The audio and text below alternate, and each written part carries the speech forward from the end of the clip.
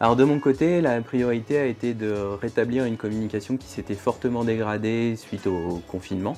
Nous avons donc choisi de mettre en place des salons permanents, qu'ils soient vocaux ou écrits, pour rétablir cette communication qui avait été perdue. Pour nous, nous avons instauré une règle, si tu es gêné, freiné ou bloqué, appelle ton Scrum Master. Ça m'a permis d'identifier énormément de problèmes, que ce soit de la gestion du temps ou simplement des problèmes techniques. Mais à nouveau, si les automatismes de communication des anciens étaient bien présents, pour les nouveaux, leur intégration se faisait de manière plus compliquée. Il a donc fallu inciter à faire du pairing durant les stand-up, d'une part pour que les nouveaux puissent exprimer qu'ils avaient ce besoin, mais aussi pour que les anciens puissent se rendre compte de la présence de ce besoin.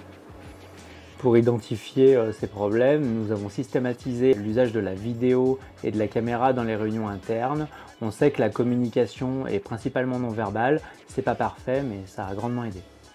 Alors de notre côté, on a mis une règle implicite, c'est-à-dire que chaque personne de mon équipe peut me pinguer tout au long de la journée pour me demander de revenir sur le canal vocal et les assister dans un point précis.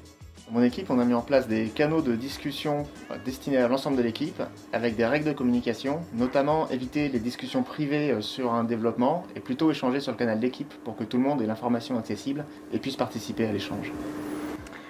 Et maintenant, régulièrement, ce qui se passe, c'est que l'équipe reste connectée sur le canal vocal tout au long de la journée.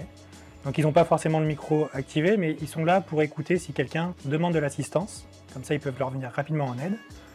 Et quand, parfois dans la journée, il se trouve qu'il n'y a plus qu'une seule personne qui est connectée, ça m'arrive d'aller me joindre à cette personne pour avoir un peu l'équivalent de tête-à-tête qu'on aurait pu avoir en présentiel. De notre côté, pour travailler à plusieurs sur le développement d'une story, on a beaucoup incité sur le pairing en remote avec le partage d'écran. Et notamment, on a pu accueillir pendant cette période de confinement une stagiaire et 2 nouveaux embauchés qu'on a pu aider à monter en compétences grâce à ce pairing régulier avec eux.